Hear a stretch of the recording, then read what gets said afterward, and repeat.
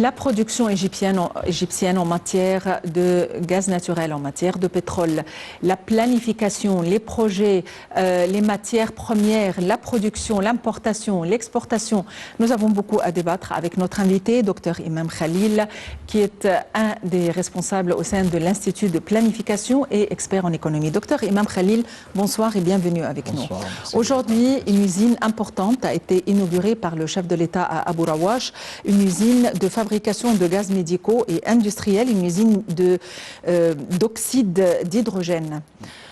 Tout d'abord, que faisait l'Égypte avant la construction de cette usine? Est-ce qu'on importait ce genre de matières premières et de gaz? Malheureusement, oui. Avant cette usine, l'Égypte importe beaucoup de produits médicaux afin de répondre aux besoins du marché local.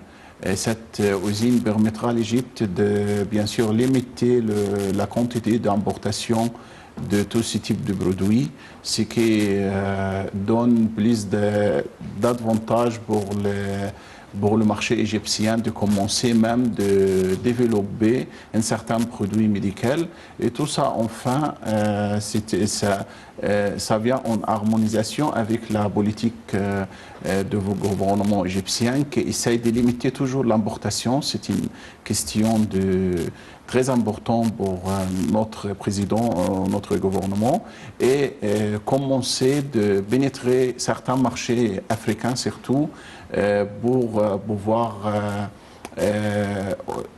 obtenir plus de devises étrangères, ce qui nous permettront à l'avenir bien sûr d'améliorer notre croissance et lutter contre le chômage et l'inflation. À quoi doit-on s'attendre après toutes ces découvertes géologiques, après la découverte de nouveaux champs gaziers comme le champ Zohr dont la capacité augmente de plus en plus? D'après les chiffres que nous avons, la capacité de production a augmenté de 2,7% par rapport à l'année dernière. À quoi doit-on s'attendre suite à cette usine et aux nouvelles découvertes dans le delta et au nord d'Alexandrie? Oui, toutes ces découvertes de nouveaux champs de gaz naturel me fait plaisir en tant qu'économiste, parce que j'étais sur le plateau depuis environ 3 ans. On avait le rêve d'attendre le jour de le champ Zohr commence de production, et maintenant l'Égypte a atteint 2,7 millions mètres cubes de gaz naturel par jour uniquement de ce champ. Donc, bien sûr, c'est très important, car à chaque fois il y a des découvertes, on a plus de production, ce qui nous permettait que l'Égypte dépasser un pays importateur de gaz naturel chaque année dans notre vase d'exporter le gaz naturel et avoir plus de devises étrangères. Et bien sûr, toutes les opportunités des débats importer le gaz naturel, ça vient dans l'intérêt des citoyens, parce que tous ces argents seront investis bien sûr dans des projets nationaux qui observent beaucoup de jeunes travailleurs dans notre pays. Comment peut-on décrire à l'heure actuelle notre taux de production en matière de gaz naturel? Avant quelques années, depuis exactement 2 ans, on était importateur de gaz naturel, parce que la production ne suffit pas toutes les activités industrielles et journalières en Égypte. Maintenant, l'Égypte est devenue, bien sûr, et va devenir dans l'avenir un leadership de production de gaz naturel. Et même l'État a commencé à développer des usines qui je ne sais pas le terme industriel, mais qui essaye de liquider le gaz naturel pour exporter facilement pour plusieurs pays, soit en Europe, soit même en Afrique. Et tout ça permettrait d'avoir une nouvelle ressource de monnaie étrangère et faire des stabilités encore plus dans notre économie. Et bien sûr, tout ça, ça devient enfin selon le plan stratégique de 2030, ça serve tous les grands projets, surtout dans le domaine de l'éducation et du transport. L'économie égyptienne, à votre avis, est basée sur quelle production?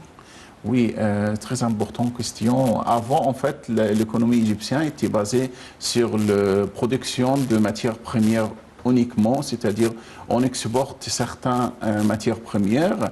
Et il y a très peu d'exportation de matières non pétrolières. Maintenant, il y a plus de diversité dans notre économie et je crois que c'était un des objectifs principaux du plan stratégique de l'Égypte 2030, de faire des diversités dans notre économie pour ne pas tomber dans le cadre qu'on n'ait pas de plusieurs produits à exporter. Maintenant, l'Égypte a commencé d'exporter à côté le gaz naturel, bien sûr, plein de produits fabriqués. Et si on voit par exemple l'exportation égyptienne dernièrement, il y a de plus en plus d'augmentation des exportations de matières non pétrolières et tout ça, ça reflète la bonne santé de notre économie et aussi le bon chemin sur lequel l'industrie va ou l'économie fonctionne.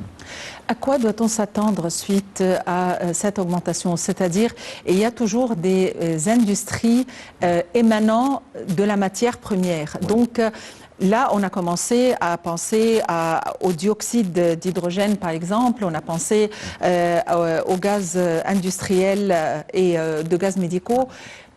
Il y aura d'autres matières et d'autres substituts. Donc, à quoi doit-on s'attendre?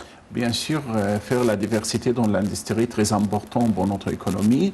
Et je crois que le projet de toute l'Égypte, c'est développer encore plus la zone économique du canal de Suez. Cette zone que notre président était en visite en Russie depuis quelques jours. Il a réussi de signer un accord pour faire ce qu'on appelle une ville industrielle avec la Russie.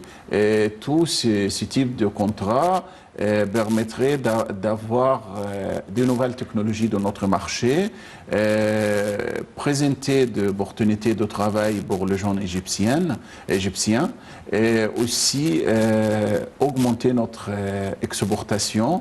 Et je crois dans le long terme, tout ce type d'industrie va participer de façon que l'Égypte deviendra une zone logistique très importante dans le Moyen-Orient et de Nord-Afrique pour pouvoir distribuer tous ces produits vers le pays africain. L'entreprise italienne Eni, l'entreprise pétrolière, en coopération avec d'autres entreprises, sont parvenues à un autre champ, à Abu Roudis, dans le golfe de Suez, d'une production initiale de 5000 barils par jour. Mais on va être riche là. 5 000 ou 5 millions? 5000 barils par jour. Du pétrole. Oui, oui, à Abu Roudis seulement, oui, pas dans la totalité. Bien sûr, les découvertes, surtout du pétrole, c'est tout à fait une chance très importante pour notre économie. Et à chaque fois, je suis très optimiste avec cette entreprise qui, chaque quelques mois, elle annonce de nouvelles découvertes. Donc, bien sûr, on a plein d'espoir d'avoir plus de découvertes parce que à chaque fois, il y a des découvertes, surtout des champs pétroliers. Ça nous donne plus de liberté d'augmenter la dépense publique vers les services d'éducation, de transport, de santé. Et tout ça, ça reflète sur la vie quotidienne de notre citoyen. En matière de géopolitique, économie, surtout en ce qui concerne le bassin de la Méditerranée, là où nous avons pas mal de gisements, dans quelle mesure ceci pourrait déterminer ou refaçonner nos relations géopolitiques? Oui, en fait, tout d'abord, notre président a a signé des accords avec le pays du bassin de méditerranéen, surtout la Grèce et la Chypre, je crois, pour bien sûr réserver le droit de l'Égypte des découvertes, soit de gaz naturel ou de pétrole. Il y a un souci avec la Turquie qui essaye malheureusement de faire des pratiques qui n'est pas légal avec des autres pays dans le bassin. Je crois que le nord d'Égypte, dans les 10 années qui viennent, va devenir un trésor pour l'Égypte, car on est sûr qu'il y a plus de champs de gaz naturel, même des champs de pétrole. Et tout ça, c'est la richesse de prochaines générations égyptiennes. Il y a bien sûr beaucoup d'accords à respecter dans cette zone très important, en espérant que les autres pays comme la Turquie respectent tous ces accords.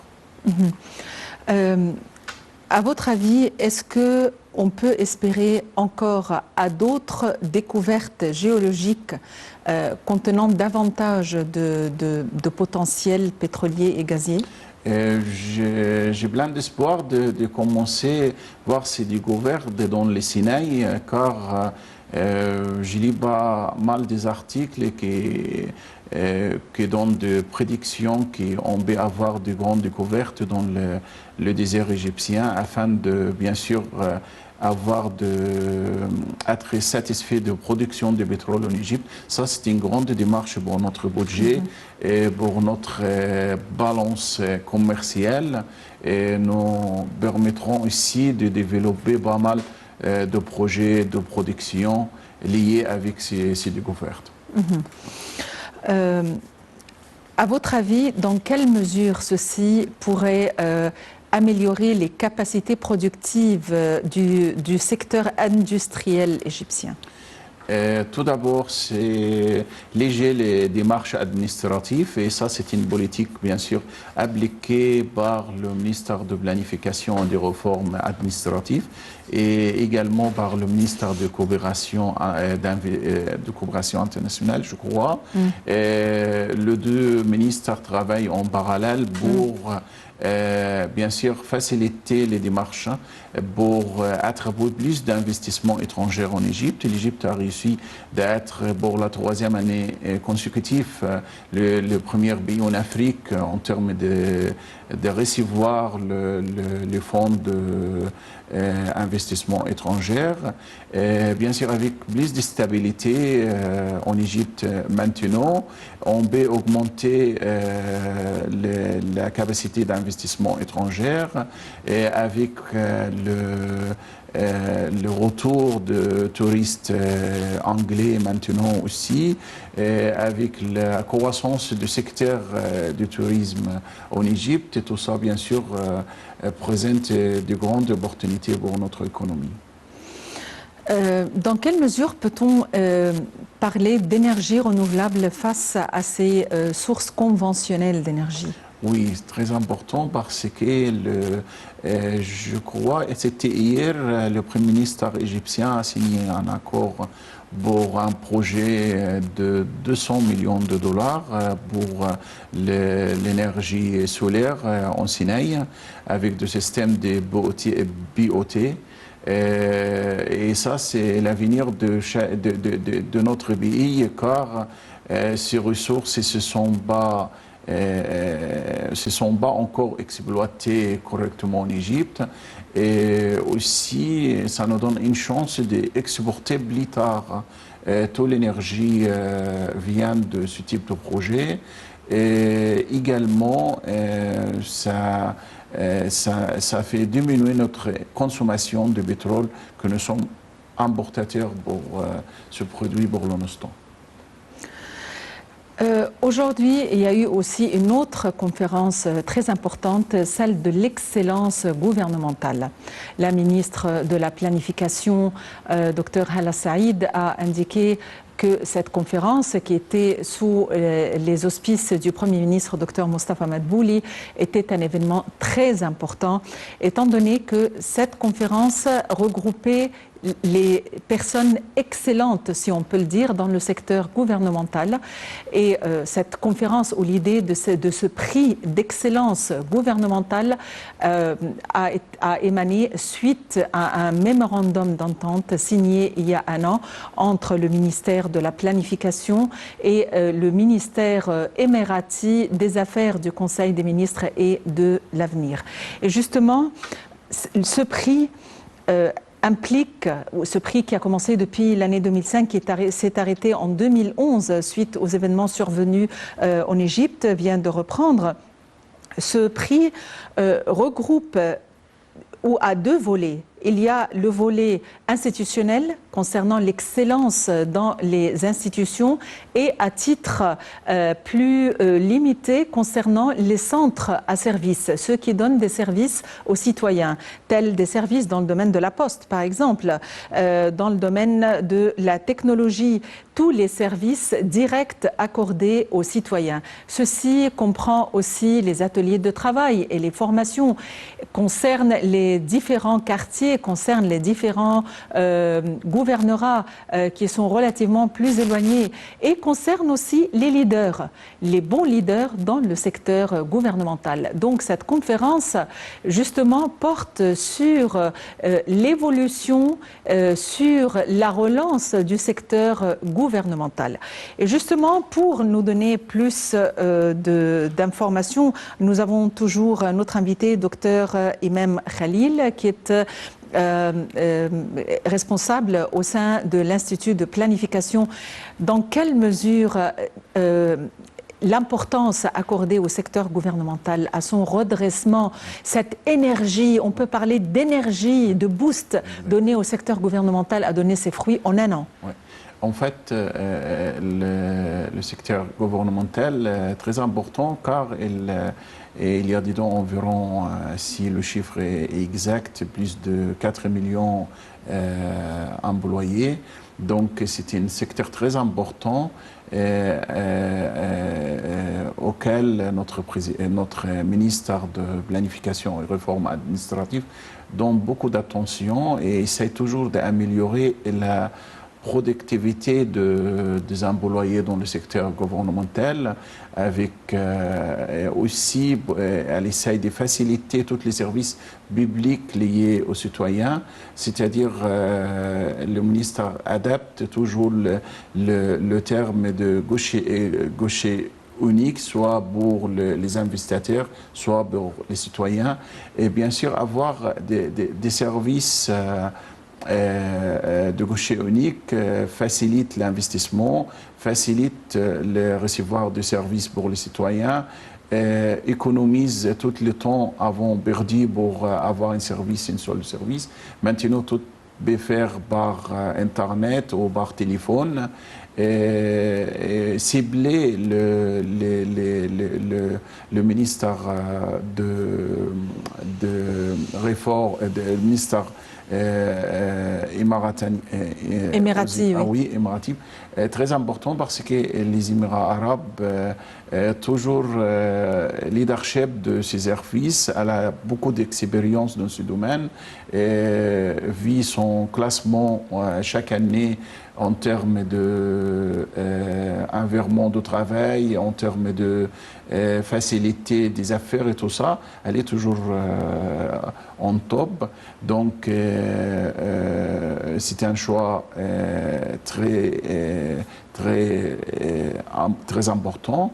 Et bien sûr, faire développer les employés dans le secteur va donner plus de productivité pour le secteur, va être, bien sûr, participe dans le développement humain et économique dans notre économie.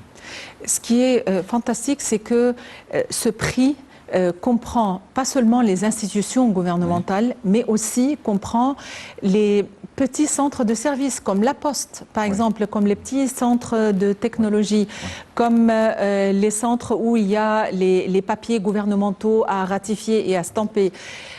Et c'est dans les différents gouvernorats. À votre avis, est-ce que la planification réside dans l'augmentation de ces centres ou le fait de les rendre sur Internet, sur les applications du portable, ou sur le luxe de l'endroit, de manière à ce que les gens soient souriants en donnant les services aux citoyens. Non, mais on peut faire les trois choses en parallèle si vous voulez, j'espère bien. Espérons-le. Mais en fait, maintenant la tendance en Europe, par exemple, c'est faire tout par téléphone ou Internet. Même par Internet, il y a moins de services téléphoniques. Mais en Égypte, je crois, nous sommes plutôt... on aime bien le rapport humain dans le service, donc vu aussi pas tout le monde qui pratique, qui utilise l'Internet, donc il faut mieux peut-être augmenter le centre de services dans les villes où il y a de densité de peuple. Et je crois aussi faire le droit choix devant les citoyens, une façon de répondre aux besoins des citoyens. Et maintenant, bien sûr, il y a des facilités d'avoir les services, mais il y en a encore beaucoup de travail parce que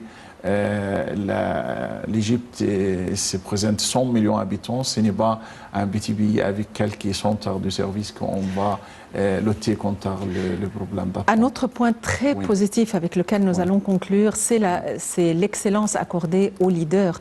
Mais il faut penser aussi aux jeunes leaders de l'avenir, les leaders parmi la jeunesse. Donc, à votre avis, dans quelle mesure ces leaders profitent de ces ateliers de formation?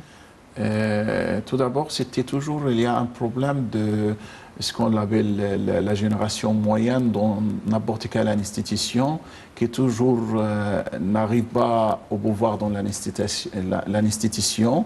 Donc maintenant, il y a toujours des formations continues pour les employés dans l'appareil gouvernemental pour bien sûr améliorer la capacité et les compétences des employés, ce qui donne la chance pour chaque personne de faire mieux et d'arriver un jour à une place mieux qu'avant. Et tout ça, bien sûr, ça donne plus de motivation pour les employés qu'avant. Il y a moins de motivation dans l'appareil gouvernemental. Maintenant, faire une petite concurrence entre les employés, bien sûr, garantit l'augmentation de qualité de service. Docteur Imam Khalil, vous êtes membre ou un des responsables au sein de l'Institut de planification et expert en économie. Merci d'avoir été avec nous aujourd'hui. Aujourd'hui, nous avons consacré notre rencontre à l'usine qui a été inaugurée ce matin par le chef de l'État à Abu Rawash, une usine de fabrication de dioxyde d'hydrogène, de gaz médical et de gaz médicaux et industriels. Nous avons parlé de nos productions en matière de pétrole et de gaz naturel et nous avons parlé de prix d'excellence accordé à l'Égypte dans le secteur gouvernemental sur la voie ou en guise d'étape allant de l'avant sur la voie du redressement en matière du redressement gouvernemental et des instances gouvernementales, que ce soit à l'échelle institutionnelle ou à une échelle plus limitée. Merci de nous avoir suivis. Très bonne fin de soirée à tous et bon week-end. Au revoir.